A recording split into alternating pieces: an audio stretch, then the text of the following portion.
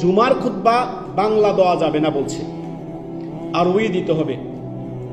জিজ্ঞেস করেন তো ওই সকল হানাফি ভাইদেরকে, তারা যে আরবি খুতবা দেয়, তাদের খতিবে দেখে দেখে 12 চাঁদের খুতবা, লিখিত খুতবা আরবি পড়তেছে না, সে নিজে বোঝে, আল্লাহ আলম বুঝে কিনা আল্লাহ ভালো জানেন, আল্লাহ অধিক ভালো জানেন।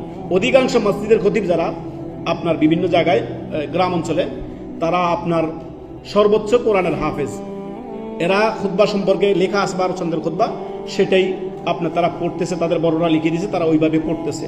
ইল্লামান রাহেবার কিছু মানুষ থাকবে তারা বোঝে এবং কি তারা সে তার উপরে আমলও করে। তো যারা এই খুতবা পাঠ করতেছেন তিনি দাঁড়াইলেন 3 মিনিটে খুতবা শেষ, অথচ খুতবা তিনি বলতেছেন আরবি হতে হবে, খুতবা আরবি হতে হবে। যদি বাঙালি জনগণ থাকে, ধরেন এখানে সবাই বাংলা জনগণ, এখন কেউ আরবিতে খুতবা দেয়, কেউ যদি না বোঝে, তো এই খুতবা দিয়ে, এই বক্তব্য দিয়ে লাভ কি? তো যারা বলছেন যে খুতবা আরবিতে হতে হবে, অবশ্যই আমরাও বলি খুতবা আরবিতে হবে। খুতবাতুল হাজা আমরা পড়ি না, ইন্নাল হামদালিল্লাহ নাহমাদুহু ওয়া নাস্তাইন, এদের কিনা আখির, তারপরে 3টে আয়াত পড়ি না, আপনার সূরা আপনার আলে ইমরানের আয়াত পড়ি না, তারপর সূরা নিসার আয়াতটি গুলো আমরা পড়ছি না, তারপরে আমরা সূরা আহজাবের 2টি আয়াত পড়তেছি না। সুন্দর 3-4 মিনিট তো আরবি কথা বলা হচ্ছে।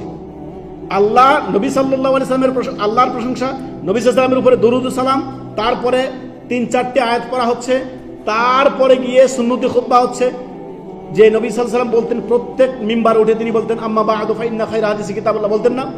এটা বলার পরে গিয়ে আয়াতগুলো আপনার আরবিতে পড়ে তার অনুবাদ করে দেওয়া হচ্ছে আহলে হাদিস সালাফি মসজিদগুলোতে। এটাই তো নিয়ম। তো জনগণ যদি আপনার খুতবা, আপনার বক্তব্য না বোঝে, তো জনগণ কি করবে? বাঙালি জাতির সামনে কেরালায় খুতবা দিয়ে, বাঙালি জাতির সামনে উর্দু খুতবা দিয়ে, বাঙালি জাতির সামনে আরবি খুতবা দিয়ে লাভ আছে যদি তারা না বোঝে? খুতবা মানে কিতাব করা, অ্যাড্রেস করা, মানুষকে বোঝানো, সম্বোধন করা। তা আপনার সাথে আমি কথা বলবো, আপনি বাঙালি আমি বাঙালি, আপনার সাথে যদি আমি ফার্সি ভাষায় কথা বলি, বা আপনার সাথে যদি আমি আপনার ফ্রেঞ্চ ভাষায় কথা বলি, আপনি বুঝবেন না।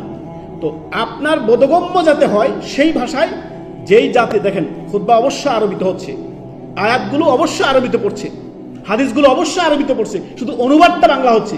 অনুবাদ যদি দেখেন, বছরের কথা 52টা খুতবা, 52টা সপ্তাহ না, 52 সপ্তাহ যদি 52টা খুতবা আপনি মানুষকে, আপনার এই বড় বড় ওসিডিসি যারা বড় বড় উচ্চ পদস্থ আছে, তারা যদি জামে মসজিদে আসে, 52টা খুতবা শুনলে কি শুনলে না? বিষয়ভিত্তিক যদি আপনি খুতবাগুলো রাখেন, তারা